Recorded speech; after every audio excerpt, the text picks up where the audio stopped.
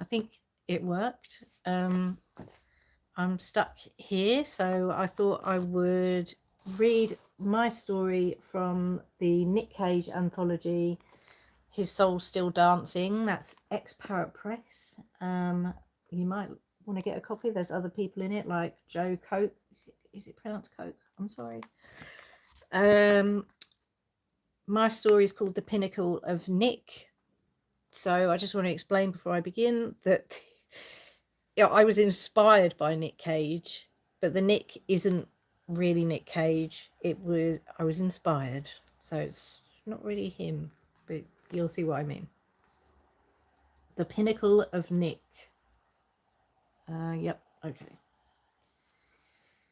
A cynic might say acting classes at 25 after years of auditions and one play was sunk cost fallacy, but I've never been a true cynic, even when it was fashionable.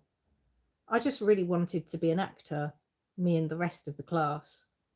In my fantasy, the whole class would be discovered and go on to make a decent living. I didn't want stardom like some of the others. I just wanted to work. None of us were sure what Nic wanted. Sometimes it seemed as if he'd wandered in from a dream, or at least a sleeping bag on the streets, and headed for the nearest warm room. That's not to say he wasn't enthusiastic. He was really, really enthusiastic.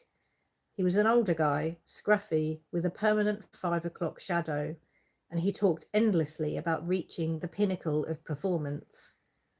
We didn't really know what the pinnacle of performance was, but we heard about it so much that we'd learned the art of appearing to listen. I was sitting with Nic and Joni at the front of the auditorium, waiting for class to begin, when Nic started on the usual, "Last night I could feel myself slipping, into the sweet spot, the highest point." When he got excited, he started gibbering and flailing his hands, and I wanted to get away. It was embarrassing the way he'd latched on to me, and I felt guilty for being shallow. "Oh, really?" I said, as dispassionately as was socially acceptable. "Yeah," he shrieked, eyes almost rolling from his head. "I'm getting closer each time. I did Shona's monologue from Top Girls and really felt it, so I did it again, and I got louder and louder and stretched my arms up higher and higher till I could almost touch the ceiling." He stood and stretched his arms up, Joni and I exchanging glances. "Then I go into the dining room and have dinner," he yelled so loudly we jumped from our skin. "I usually have fillet steak and mushrooms. I like mushrooms." He took a deep breath and boomed, "I like mushrooms." Just, hi, hello. Just to explain. Oh, thank you. I'm reading my story from the Nic Cage anthology, His Soul's Still Dancing, from ex-Parrot Press. I don't know, you might like it, there's others. Carol Churchill, said Mike West, our teacher, striding up the middle of the auditorium. He made his way onto the stage and busied himself setting his book down and placing out 2 chairs and a table. "Yeah, that's right," said Nic, like a little boy who'd been unexpectedly praised. "You have wonderful projection." He had that all right. Nic sat down again, beaming, and Joni leaned towards him. "Mike's got a book in his office you might like." "Oh, yeah?" "Yeah. Hello." "Oh, yeah? Something about unleashing your inner self by accessing the knowledge of those who came before or some shit. God damn, that sounds interesting." The rest of the class arrived and we started our monologue run-throughs. Nic excused himself during mine, Amelia from Repulsive, and I added it to the list of things he'd done that annoyed me. He reappeared during the first break looking pale and pensive and sat beside me. I'd assumed the book hadn't really existed, that Joni had gone too far and crossed into bullying, but he whispered, "I found it. I understand so much more now." "What?" It was his turn. Mike's face was a stone and he waited. We waited, Joni and I holding our breath. Giggles often erupted during Nic's performances, and I double-checked my mental file of unfunny memories to stop me from laughing. I needn't have bothered. As soon as he hopped on stage, I knew something was different. His first lines were pretty much as expected, but all the hairs on my body rose.